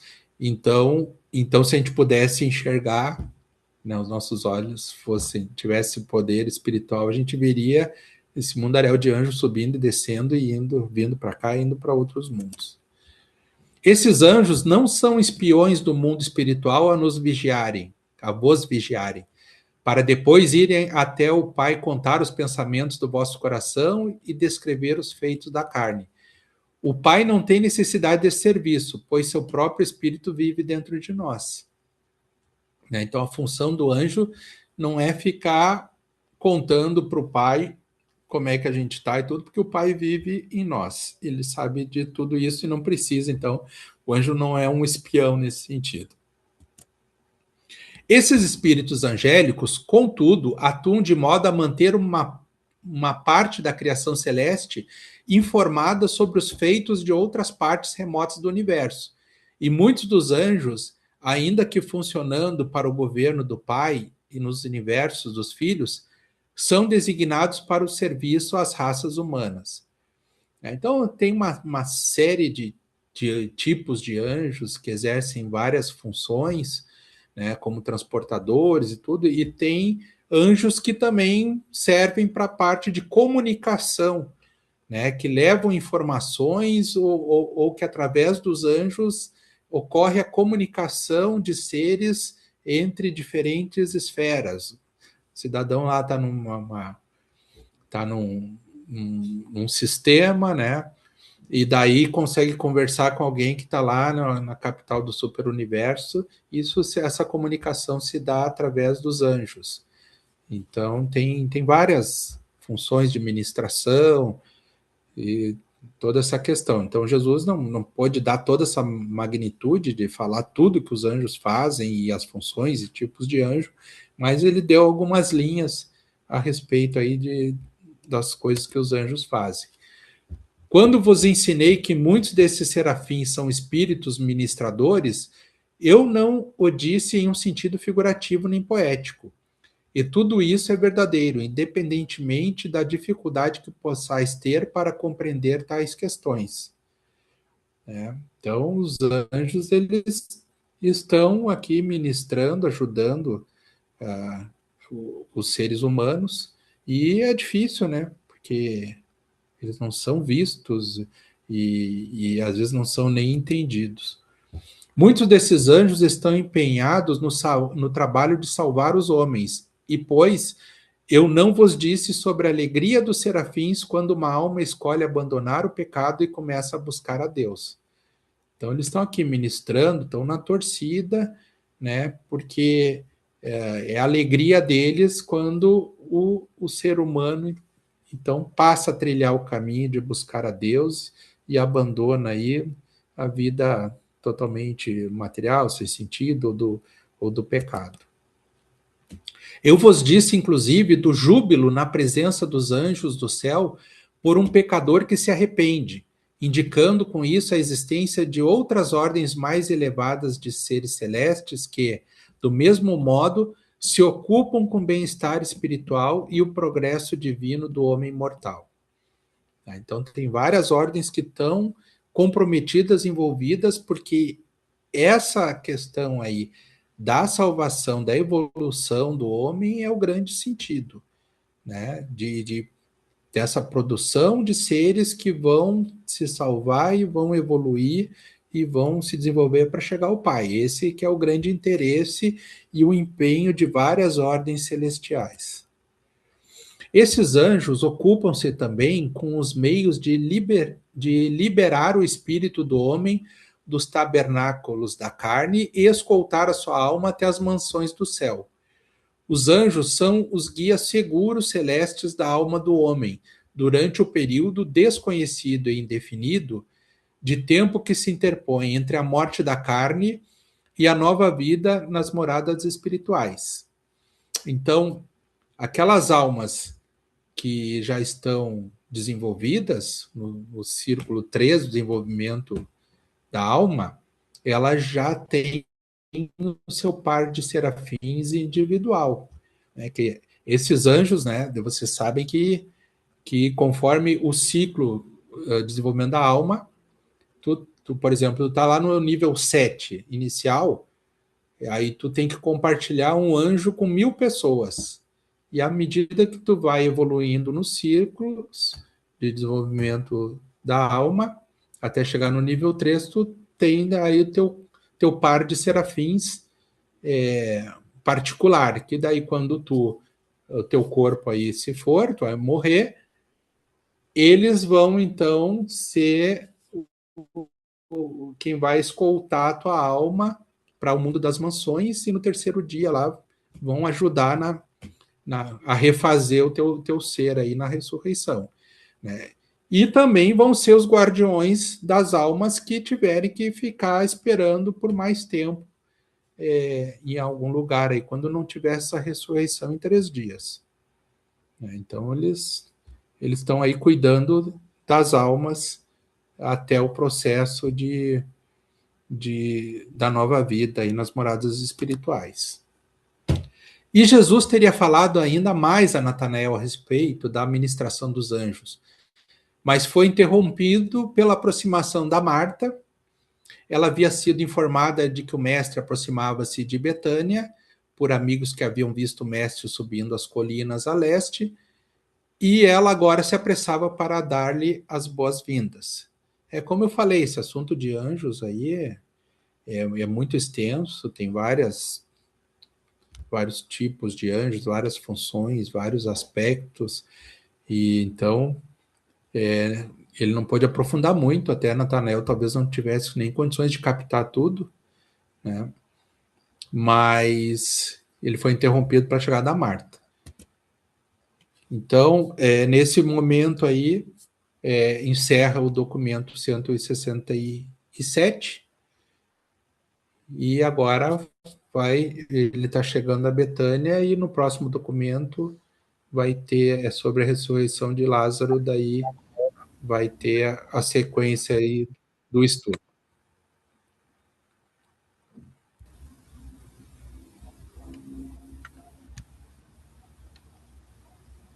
Então é isso, pessoal. Eu dei uma passada muito rápida nessas 2 sessões, para deixar um tempo aí agora à vontade para quem quiser comentar alguma coisa. Aélio? Eu sei que nós estamos em horário nobre e eu não vou pedir para você procurar nenhum texto para não desperdiçar o tempo. Vou direto ao ponto. Até porque eu acompanho em paralelo e eu marco todos os textos a partir do que você vai falando. Mas, enfim,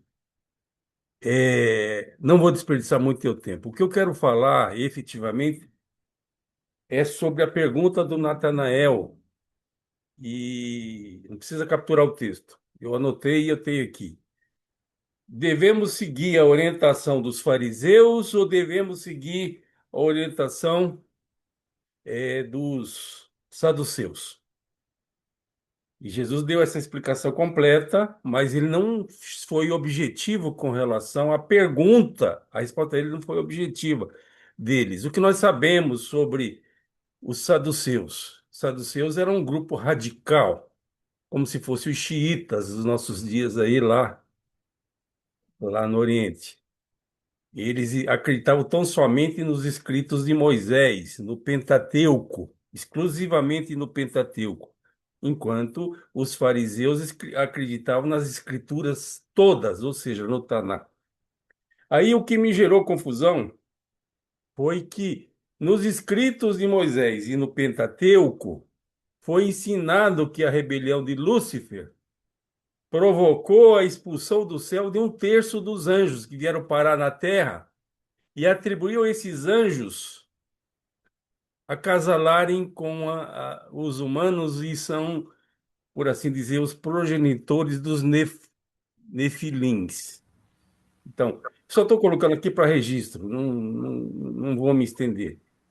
Então, a explicação de Jesus tem muito a ver com o que a gente aprendemos no livro de Urântia, mas efetivamente ele não respondeu a pergunta do Natanael. Ele deu uma explicação longa e não respondeu. E eu respondo aqui, a partir do que você colocou. siga os fariseus. Obrigado.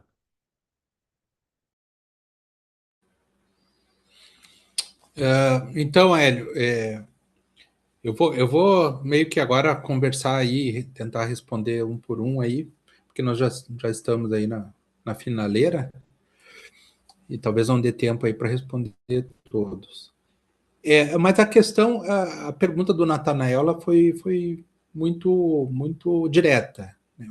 Tipo, o que, né? Tem gente que acredita em anjos e tem uns que não acreditam. O que a gente deve falar sobre anjos? O que nós devemos passar? E Jesus pontuou, né, várias questões aí, dizendo, olha, os anjos, eles são seres assim, assado, eles não são mortais que foram evoluindo e viraram anjos, são seres diferentes à parte, mortais. Ele caracterizou bem o que são os anjos, disse até que, em certo momento da evolução humana, nos próximos mundos, a gente vai chegar num nível similar ao dos anjos, mas não vamos virar anjos. Então ele caracterizou que eram seres criados, imortais, que não se reproduziam, deu os conceitos básicos para entender o que era o anjo, as funções deles, né, a questão da administração, a questão de seus guardiões, né, das almas até os próximos mundos. Então, nesse sentido aí, ficou claro, a hora que tiver que falar sobre anjo é isso aqui, o basicão, é muito mais complexo que isso, na verdade, mas com isso aqui já dá para ter um posicionamento, existe sim e tal.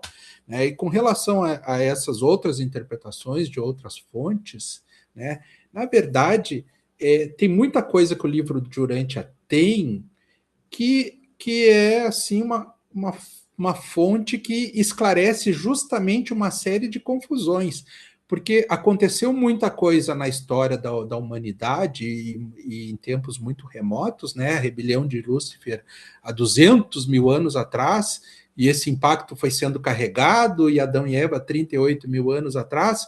Então, imagina num tempo que não tinha registro, não tinha papel, não tinha gravação, não tinha câmera fotográfica, as distorções que foram ocorrendo, né, o pessoal contando essas histórias. Então, ocorreram muitas distorções, né? Dizer que os anjos caíram aqui, na verdade, já tinha anjos ministrando e fazendo funções, inclusive tem uma base de anjos muito forte aqui no planeta, né? Mas efetivamente, alguns anjos eles vamos dizer, eles aceitaram, eles aderiram à rebelião de Lúcifer, assim como o nosso príncipe planetário, Caligastia. Então, alguns anjos também foram para esse lado. E esses anjos tiveram a chance, até quando Jesus veio aí de se arrepender e tudo, e voltarem para o lado aí de Cristo, mas alguns deles permaneceram rebelados. Né? Então, isso que ocorreu. E, na verdade, a história aí de cruzar com os homens, tudo foram os 100 de Caligastas, não foram os anjos. Os anjos não se reproduzem e tal. Os 100 de Caligastas é que foram cruzaram com os humanos e formaram aí, de repente, alguma raça diferente aí. Né? Os seres intermediários de nível 2 aí. Tá? Mas isso aí daí já é uma longa história. Mas eu acredito que sim, que Jesus deu um posicionamento claro em relação ao que são os anjos, para que isso aí, em algum momento, fosse repassado dentro do ensinamento, da forma mais direta possível. Não sei quem que é o próximo, se é o Roberto ou a Sâmia. Sâmia. Boa noite, pessoal. Boa noite, Marcelo. Teve um momento que você falou que os anjos, eles não estão aqui para ser tipo um pombo correio, né, pro pai, porque, enfim, o espírito desse pai universal habita na gente. Só que aí, em oposição, tem a seguinte questão, assim, até a exemplo da Cabala, eles têm tem estudos sobre os anjos, eles têm 72 nomes de Deus, tem coisas assim. E se os anjos não são esses seres assim, que servem como esses pombo-correios, vamos colocar assim, por que que no livro fala que eles são como os intermediários, eles intermediam, né, as nossas necessidades, até parecido com a descrição que a Cabala traz. E aí eu queria saber se você poderia falar um pouco sobre esse ponto de vista que eu estou trazendo, porque para mim ficou um pouco confuso sobre esse papel realmente dos anjos. Não, ok.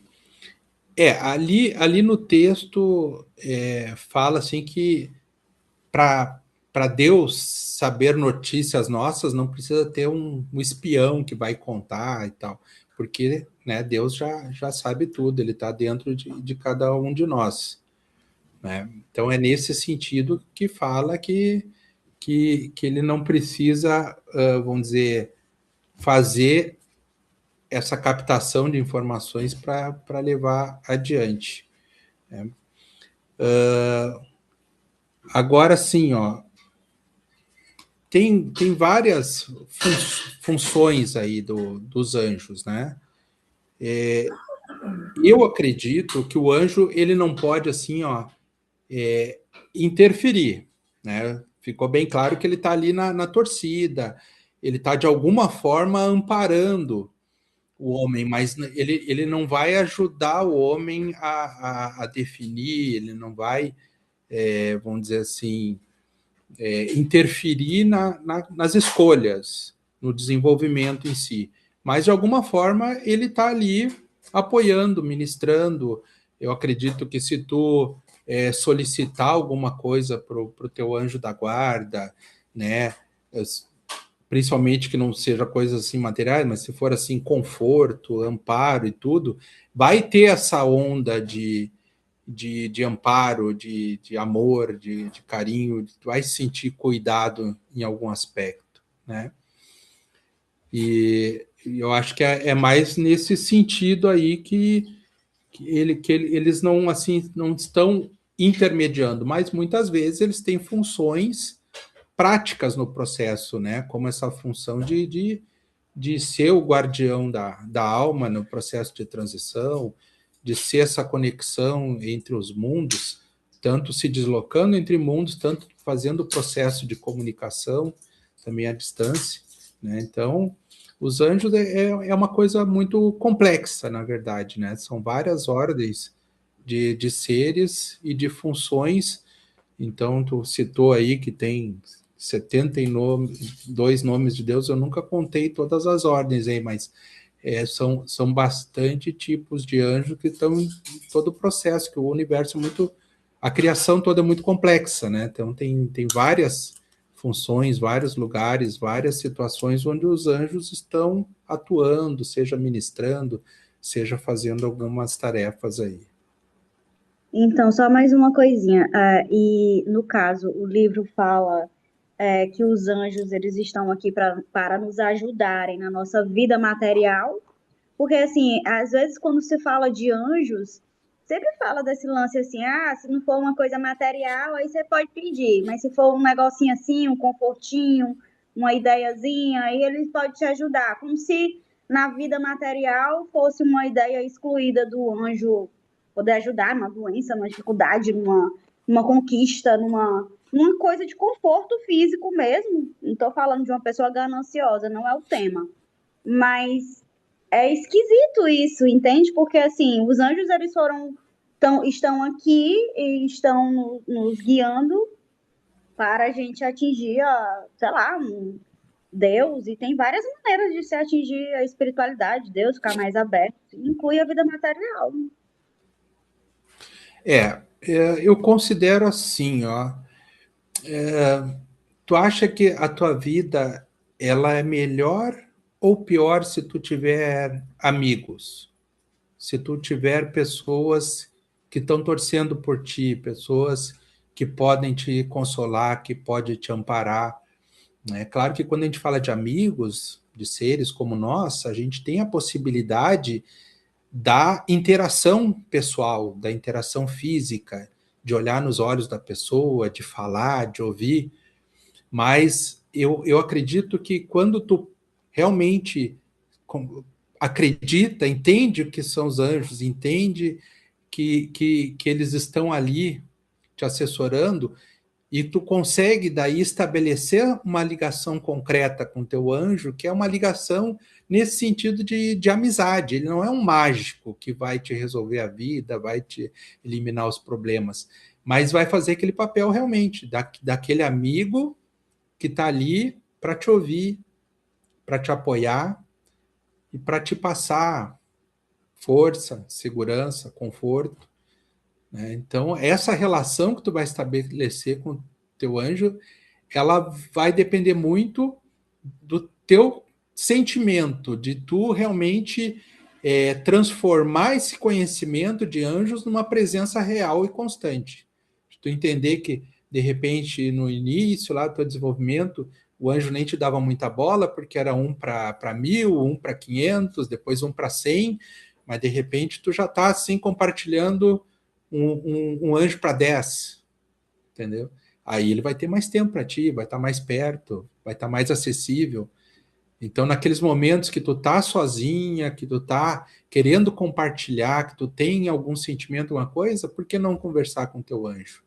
Por que não pedir o apoio dele? Porque ele tá ali, tá torcendo por ti, ele tá querendo e que realmente, assim, tu acelere teu desenvolvimento e tenha uma vida de evolução, né? E ele vai te passar tudo isso, esse amor, esse consolo. E eu acredito na proteção do anjo, sabe?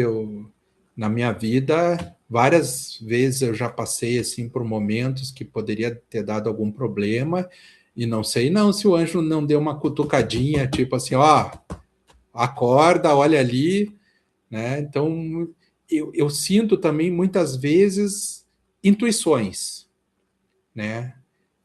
Faz isso. E às vezes eu não faço e diz, deveria ter feito. Deveria ter feito. E coisa simples às vezes, sabe? É como se tivesse alguém querendo te ajudar, te dar um toque, né? Então, essa conexão é uma coisa que vai crescendo, assim como também o teu contato com o ajustador, né? De fazer a vontade do pai. Isso é uma coisa progressiva que cada vez mais tu vai sentindo o teu ajustador, vai te conectando e vai ouvindo, e interagindo e conversando, né? E vai transitando esse amor entre o ajustador e a gente, e entre a gente e o anjo também, porque ele está ali, ele está na torcida. Era isso aí. Não sei se mais alguém tem ali o... Roberto Neemias. Isso.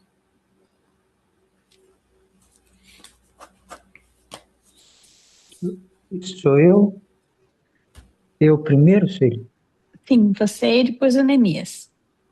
Tá. Marcelo, sabe aquela passagem que Jesus fala das crianças? Quando ele fala, vinde a mim as criancinhas, tem como colocar? Eu vou tentar ser breve, porque Jesus ele diz assim, que para entrar no reino de Deus, nós devemos ser como criancinhas, num primeiro momento. E na segunda-feira também, quando a gente estudou a fé de Jesus, frequentemente dizia que ele confiava em Deus como uma criança confia nos seus pais. Então, eu resumo assim, nossos pais, pai e mãe humanos, são pais materiais.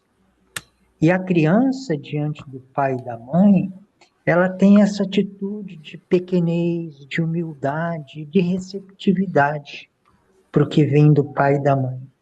Eu acho que a situação é muito parecida, a gente lembrando que Deus é um pai, uma mãe espiritual. E o que é ser criança para entrar no reino espiritual de Deus? Eu creio que, bom, eu pelo menos tenho essa experiência, que muitas vezes a minha mente racional e material, ela relaxa.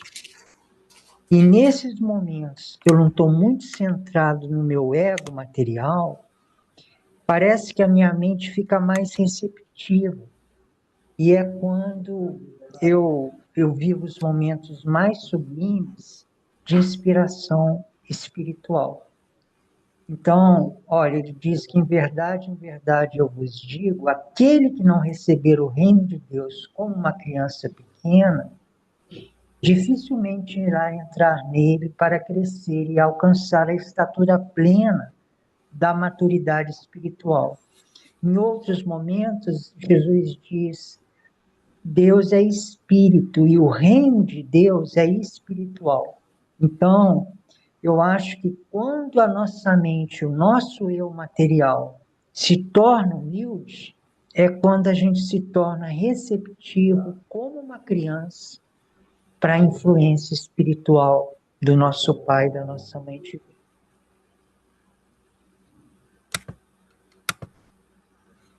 Perfeito, Roberto. É bem isso aí mesmo.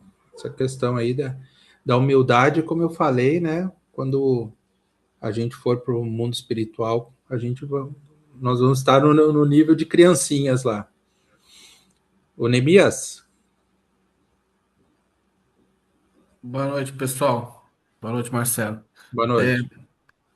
então, essa questão do anjo, eu entendo que, pelo menos pelo que eu li, ele não interfere na nossa vida material, né? Não é um anjo da guarda, como a gente acredita na tradição cristã, de que vai nos proteger, por exemplo, de acidentes, ou de fazer um mau negócio, ou de conseguir um bom emprego, ou qualquer coisa do mundo material. O anjo guardião, ele está ali para guardar a nossa alma, porque a nossa alma é um embrião. Ela sim precisa de um cuidado especial, porque ela é o embrião daquele veículo que a gente vai dar início no próximo nível da existência, né? É o embrião moroncial. Assim como a gente, quando a gente está sendo gerado materialmente, a gente está sendo gerado dentro do ventre da mãe, né? Que tem toda uma proteção, todo o cuidado ali. Da mesma forma, hoje nós estamos gerando esse embrião que é moroncial, que vai ser a nossa a continuidade da nossa existência depois da morte. E o anjo, ele está ali para guardar a nossa alma. Então a gente vê, por exemplo, certa vez Jesus sofreu um acidente, ele estava no andar de cima da casa e ele rolou escada abaixo por causa de uma tempestade de areia que veio muito rápido, né? E voou areia nos olhos dele, ele meio que ficou cego e caiu. E o livro diz que não havia nada que o anjo pudesse fazer, né? Porque ele não tem como, não tinha como avisar Jesus, ó, tá vindo uma tempestade de areia, sai daí. Ou então impedir que Jesus caísse, ou então impedir que ele se machucasse ao rolar a escada. Nada poderia ser feito. E, e ele nem tinha como ser responsabilizado por isso. Porque o anjo da guarda é um ser espiritual, ele não tem a capacidade de se relacionar com a matéria, ele não consegue tocar o mundo material. Um anjo não consegue, por exemplo, tocar um copo, né? Levantar um copo. A gente tem um outro exemplo quando Pedro estava preso e foi dada a missão de que Pedro fosse libertado da prisão. O anjo nada podia fazer. Então ele delegou essa função a uma criatura intermediária, que essa sim interfere no mundo material, e ela recebeu a ordem, vai lá e liberte Pedro. Ela foi lá, quebrou as cadeias e soltou Pedro. Então, o anjo da guarda, ele está aqui para guardar a nossa alma. Ele é o custódio desse embrião moroncial que a gente está gerando agora. E então, essa é a função dele. É um anjo guardião, mas não do nosso corpo, da nossa realidade material. É um anjo guardião desse embrião moroncial que está sendo gerado em nós nessa fase. Sim, não deixa de ser por aí. Realmente tem essa função, essa questão de guardião da alma e tal. Mas, se fosse só isso, né,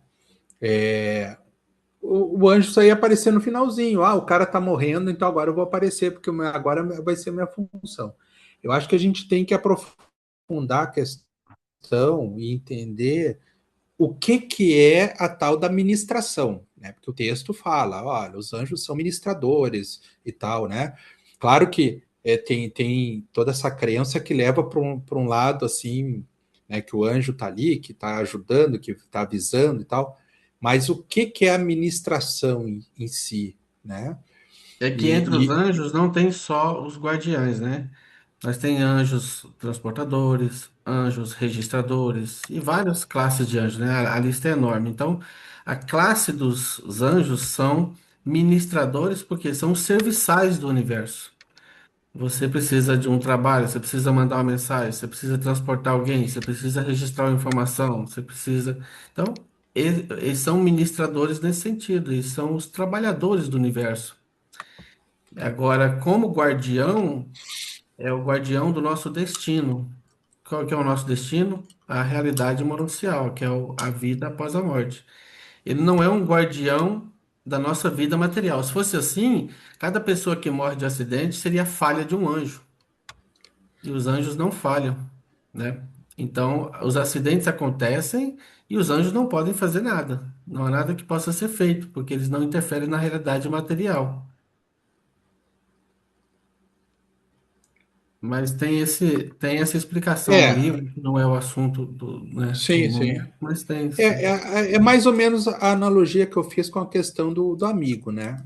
O amigo também não tem esse superpoder de te livrar de tudo, mas ele pode te fortalecer, ele pode te escutar, ele Sim, pode sim. transmitir amor Um bom exemplo disso aí é nesse quando aspecto. Jesus estava no Getsemane, a gente tem um exemplo bom disso aí que você comentou. Que quando Jesus estava lá, né, sofrendo, porque estava prestes a ser preso, ele sabia o que ia passar, tudo que o anjo pôde fazer é ministrar um conforto, né? E como é que isso foi feito, a gente Uhum. não sabe. Mas foi assim, então um anjo apareceu e o ministrou. E aí, eu acho que é assim, um abraço na nossa alma, penso eu. É por aí. Não sei se é o Moacir agora ou o Advaldo. O Aí eu acho Moacir, que vamos depois o encerrar pelo Adivaldo. horário, né? Isso, aham. Moacir, Adivaldo e a gente termina. Ok. Pessoal, há tempos atrás a gente discutiu aí em uma das nossas reuniões sobre o anjo, né? Eu falei, por que o anjo tem asas, né? E aquilo me deixou meio preocupado. Eu falei, caramba, um anjo com asas, ele precisa voar, entendeu? Mas eu fiquei quieto e a gente até discutiu isso e eu tive um estudo esses dias atrás aí de que o anjo representa a leveza, por isso que ele tem asas na sua aparição, né? Então, essa leveza quer dizer o seguinte, que muitas vezes nós estamos muito nervosos, numa situação bastante difícil, estamos tomando uma atitude assim muito forte, né? Muito descrente, e nós temos essa leveza, esse anjo que nos conduz a um pensamento mais leve, mais sutil, que nos acalma e nós vamos manter esse equilíbrio. Então, esse anjo, para mim, é mais ou menos isso, né?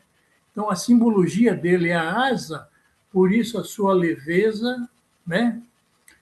E essa sua sutileza dentro de uma atitude nossa muito rudimentar, muitas vezes, uma raiva, e naquele momento ele pode nos ajudar e nos deixar mais calmo, e nós iremos realmente ser conduzido pela sua sutileza de pensamento, pela sua leveza.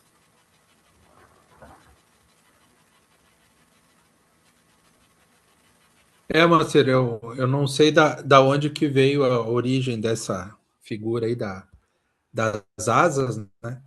Mas a gente sabe que tem anjos que são transportadores, os serafins, né? Tanto eles transportaram Adão e Eva aqui para o planeta e, e transportaram depois também as almas aí dos filhos deles que voltaram lá para o sistema. E então talvez essa analogia com a questão de transporte, de como se fosse uma nave voadora, né? Então talvez tenha por isso aí que tenha ficado essa questão de anjos com asas, né? É Não sei te leveza. dizer Eu que eu aonde que veio. coloco leveza. Certo.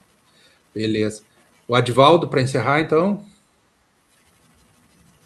Só uma palavrinha. Eu queria falar que eu fiquei muito feliz pela palestra e pelo Marcelo Lerina, quando ele falou que os anjos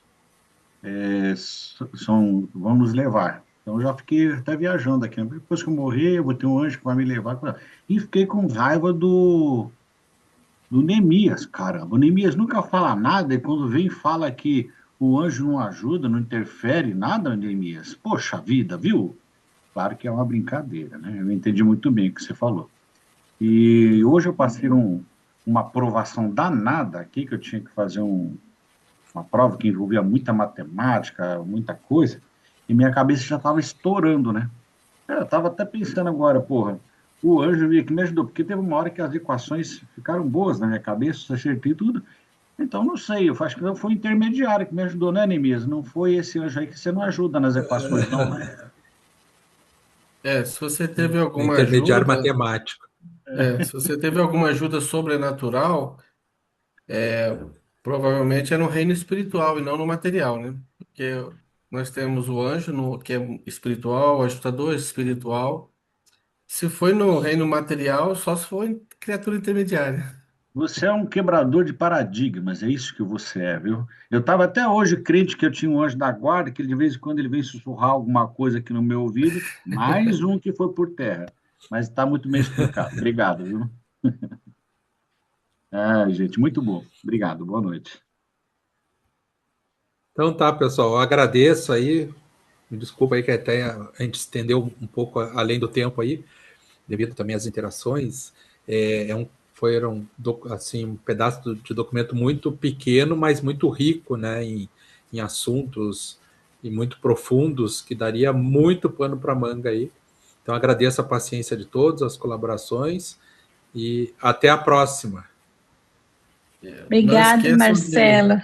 Não esqueçam de aparecer na próxima quarta, né? Que a gente vai falar sobre a ressurreição de Lázaro. Isso, é o Neemias quem vai estar É o Neemias que vai ministrando a falar? aula. É o o Neemias? É. Não veio, não. Ele falar que Estragador não de foi sonhos. ressuscitado, que um anjo ajudou. Lázaro nem vai mais filho da puta, ressuscitar. filho de você. Não vai, era tudo lenda. Tudo lenda, tudo lenda. Bom, pessoal, chegamos ao final de mais uma aula aqui na escola. Muito obrigada, Marcelo.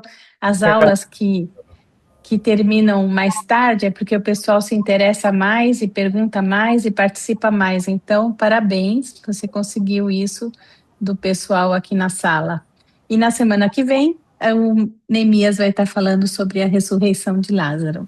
Então, muito obrigada a todos pela participação e a gente já vai fazer o nosso sorteio. Valeu.